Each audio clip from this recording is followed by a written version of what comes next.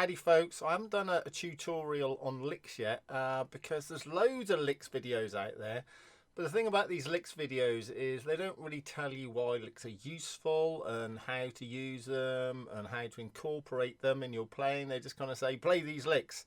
So this lick video is different because I'm going to tell you why licks are important. So if you listen to the video coming up next, there's a whole bunch of licks in there, and see if you can spot the 5 different licks in there, and we'll talk about those afterwards.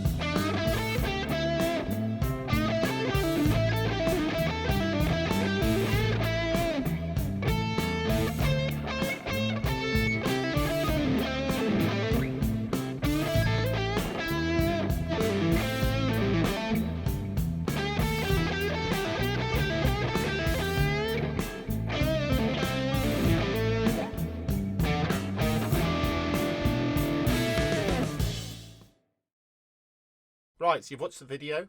Hopefully you spotted the 5 different licks. So we're going to go through the 5 different licks, and we're going to explain why they're important, how you can use them in the blues, and why licks generally are a good thing to learn. Well, the one thing about licks is it's basically what we call repertoire.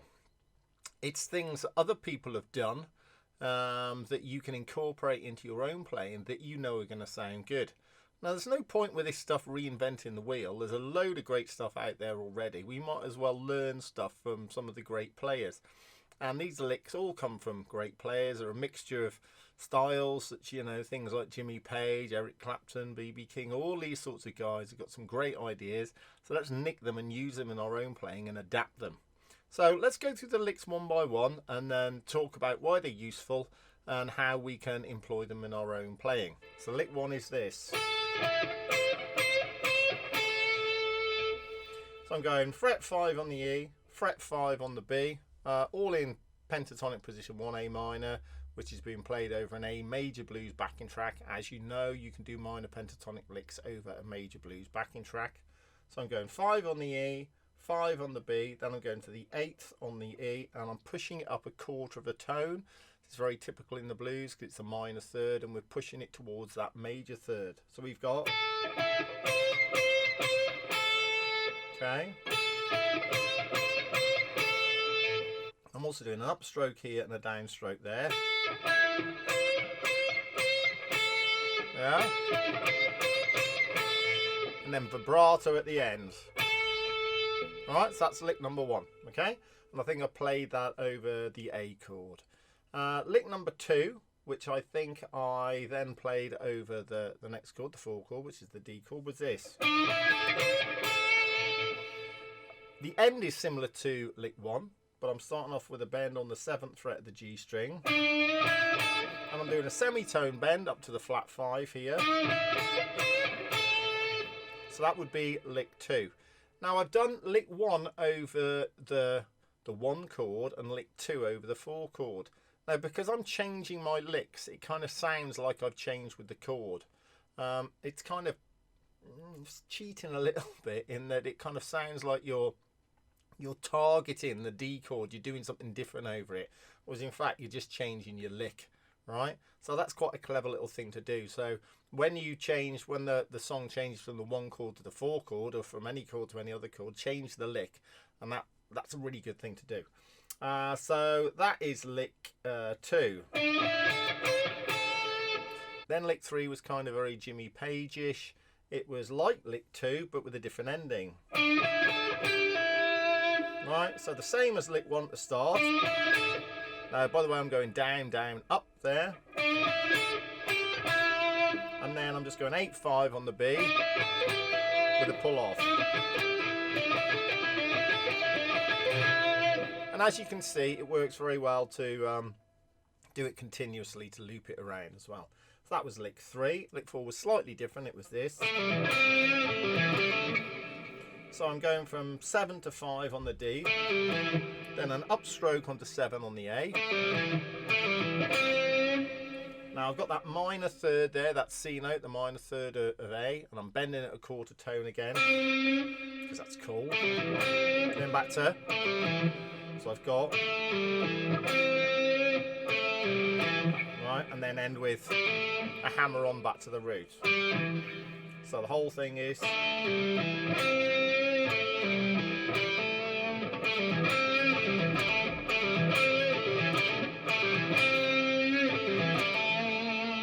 okay, so that was lick 4, and then lick 5 was just this.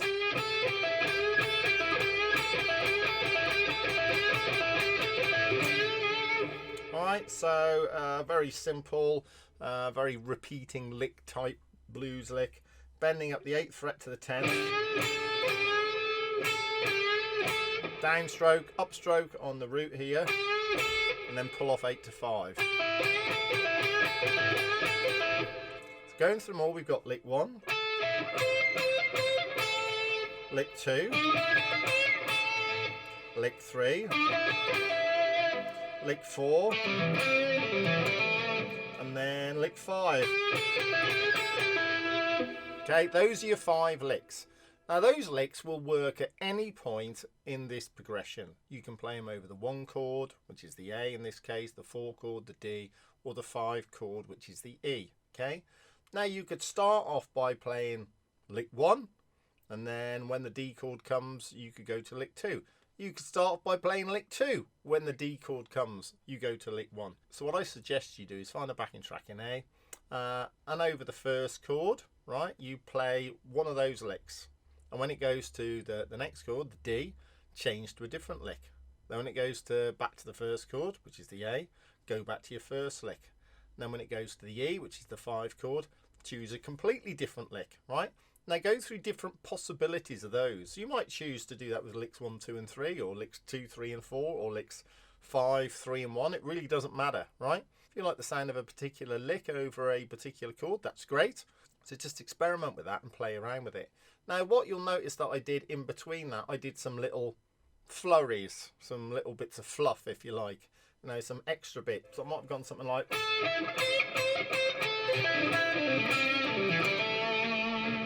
and then gone back to the same lick again, right? So those are little fills that I've put in, and now you can sort of see those. You can sort of see those as glue that's kind of holding the licks together. So you can put the licks together without the glue, and that's still fine. Maybe it's not the best analogy in the world because that would fall apart, but it doesn't in this case. So maybe they're already pre-adhesived licks. They already stick together really well. So you can choose to put glue between them or not. I don't know, right? So the glue is your own ideas, and think about linking those licks together. You could do things like this over lick 1. Let's think about lick 1 and lick 2. Lick 1 starts here. Okay, and then lick 2 starts here. So to get from lick 1, the end of lick 1 there, to the start of lick 2, we've got to do a little line. So we might go...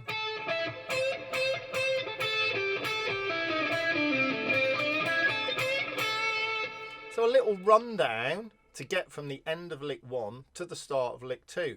Now this is a good idea because it gives us something to think about, something to do, and it connects those 2 licks together. So you could look at it like that if you wanted to. That's another way to look at it. So to start off with, just play the licks over the backing track in the manner I suggested. Then think about gluing them together with your own little ideas, and that's it, okay? So hopefully I've explained to you why licks are important. It's important to have repertoire that we steal from other people. They're going to sound really good. We can add our own ideas into them. And the other thing we can do is we can morph these licks into our own licks. So you can change them slightly, change the endings of them slightly, change the timing of them slightly, all this sort of thing. So that's another really good thing to do. So don't forget to like, subscribe, all that malarkey. It really helps the channel, much appreciated. Make sure you leave some comments down below. So all the tab for the licks, by the way, is on my Patreon page, which you can check out by clicking the link below. So that will help you a lot. That'll be super useful to download that. So be sure to check out that. Loads of other great goodies on the Patreon side as well.